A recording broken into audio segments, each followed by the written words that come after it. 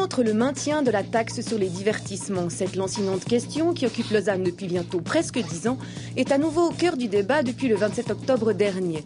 En effet, à cette date, la droite lausannoise, à savoir Lausanne Ensemble, a lancé une initiative communale demandant sa suppression. Alors, pour débattre du bien fondé ou non de cette taxe, j'ai le plaisir d'accueillir 4 invités autour de cette table. On va commencer par vous, Michael Driberg, bonjour. Bonjour.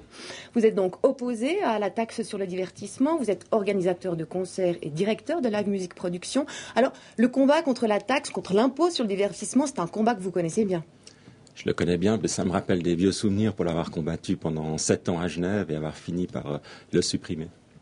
Très bien. Alors, face à vous, on retrouve Rebecca Ruiz, qui elle est partisane du maintien de l'impôt sur le divertissement. Vous êtes conseillère communale et présidente du Parti socialiste lausannois. Alors, vous êtes vraiment très fortement attachée à cette taxe au Parti socialiste ? Oui, notre position n'a pas changé. Nous sommes évidemment contre la suppression de cet impôt, mais comme nous l'avons dit également au Conseil communal, nous attendons aussi les résultats des études qui évalueront l'impact d'une diminution ou suppression, ainsi que les effets de cet impôt sur l'offre culturelle pour envisager d'éventuels aménagements. Merci. Alors, face à vous, Gilles Mestre, également fervent partisan de la suppression de l'impôt sur les divertissements.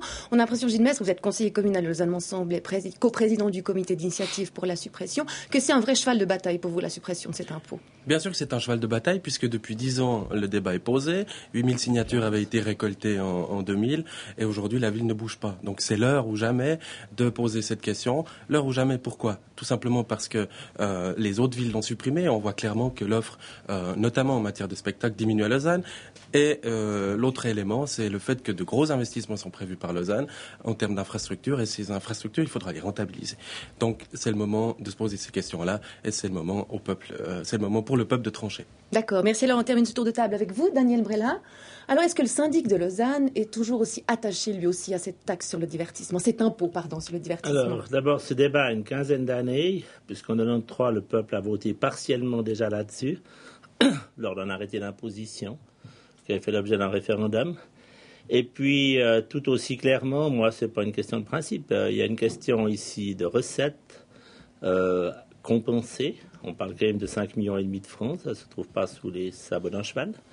Et puis, tout aussi clairement, sur le fond, alors, par rapport à ce que vient de dire M. Mestre, je ne sais pas de quel équipement il parle qui n'existait pas avant. Peut-être qu'il a connaissance de 2-3 stades que je ne connais pas où on pourrait faire des nouveaux concerts. Mais en tout cas, ce n'est pas un problème de la législature actuelle, ni même du début de la prochaine.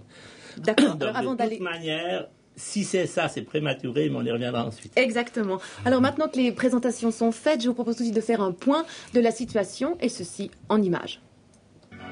Il était une fois le droit des pauvres, ou autrement dit, la taxe sur les divertissements. Entendez par là un impôt de 14% prélevé sur tous les billets émis lors de manifestations sportives et culturelles. Une manne financière qui a permis à la ville de Lausanne d'empocher en 2007 5,5 millions de francs. Des millions qui atterrissent dans le porte-monnaie de la ville qui, elle-même, subventionne plusieurs clubs sportifs ainsi que la grande majorité des institutions culturelles. Mais voilà, cet impôt ne fait pas l'unanimité, loin s'en faut, et depuis longtemps déjà. Dès 2001, en effet, la droite lausannoise s'y est attaquée périodiquement. En octobre dernier, elle a repassé à l'offensive en lançant une initiative communale demandant sa suppression. Les initiants jusqu'à fin janvier pour récolter au minimum 8000 signatures. Il faut dire qu'aujourd'hui, dans le domaine, Lausanne fait cavalier seul. La capitale vaudoise reste l'unique grande ville de Suisse à imposer les spectacles. Zurich, Bâle, Genève et Berne l'ont aboli depuis plusieurs années déjà. Conséquence, Lausanne a perdu au profit des villes voisines des manifestations culturelles de prestige. Depuis plusieurs années, le Cirque du Soleil ou encore Zingaro boudent carrément la ville. Supprimer la taxe pour améliorer l'offre culturelle est un argument qui fait mouche, mais comment simultanément éviter de vider les caisses de la ville? C'est là toute la question. Alors on vient de le voir donc dans ce sujet, cet impôt sur le divertissement s'appelait auparavant le droit des pauvres puisqu'il était donc reversé aux plus indigents. Il est vieux de plusieurs siècles. Alors, Daniel Brella, est-ce que c'est pas... D'un bon siècle. D'un bon siècle, je vous l'accorde. Alors, est-ce qu'il n'est quand même pas d'un autre âge aujourd'hui? Alors écoutez, la question, elle ne se pose pas tout à fait en ces termes. Elle se pose en des termes tout autres. Il s'agit d'abord de savoir si c'est vraiment ce qu'on vient de dire qui se passe. La réalité, c'est que je pense qu'on loupe peut-être 2 à 5 grandes manifestations par année par rapport à ce qu'il est possible d'accueillir ici. La deuxième réalité, c'est que l'offre culturelle ne cesse pas d'exploser à Lausanne. C'est la ville la plus dynamique en la matière quasiment en Suisse, même si sur les grandes manifestations, il y a un problème. Alors moi, je crois juste être ailleurs. Et puis, quand même une chose face à l'initiative. Cette initiative pose divers problèmes juridiques, puisque normalement, la loi d'application du droit d'initiative prévoit qu'il est impossible d'en faire sur l'arrêté d'imposition. Alors on essaie de tourner les difficultés.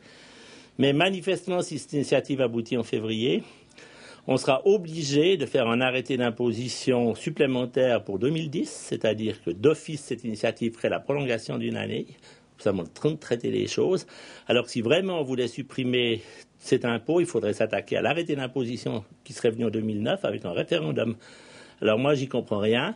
Soit les initiants ne posent pas avoir la parole arrive à son terme.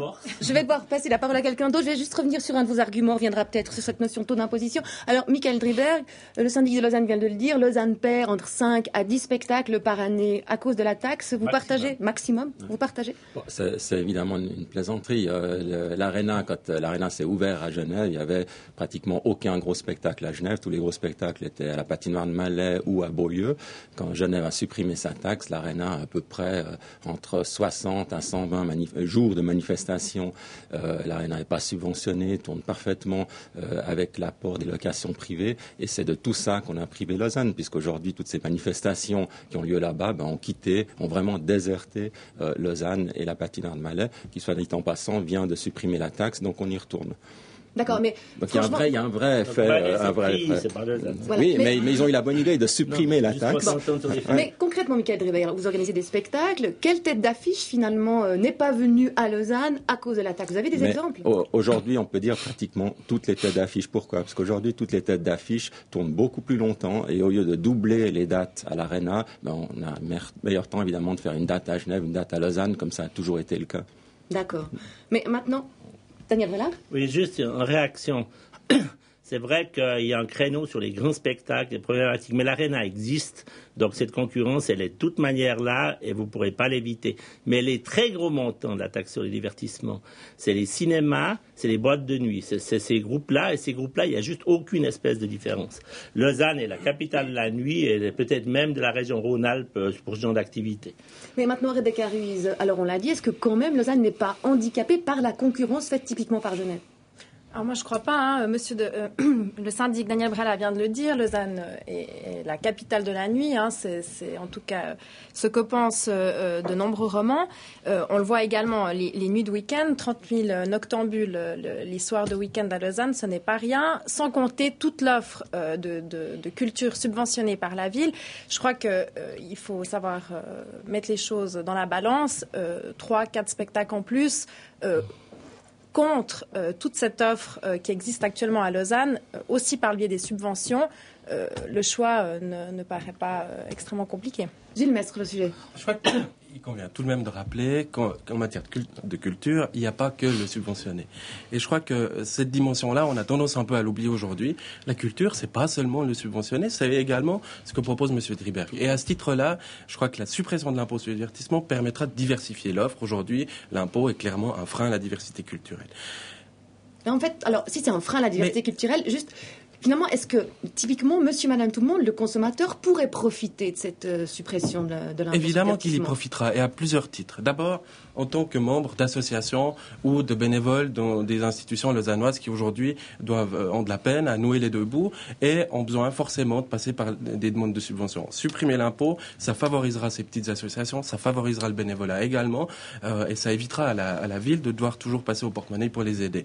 Deuxième élément, ça aidera les spectateurs, non pas forcément sur le prix du billet, mais je le répète, sur le prix des déplacements. Et aujourd'hui, les déplacements sont franchement dissuasifs. C'est 42 francs pour aller à Genève, c'est 134 francs pour aller à Zurich, c'est 112 francs pour aller à Bâle. Votre temps de parole est écoulé, je suis navrée.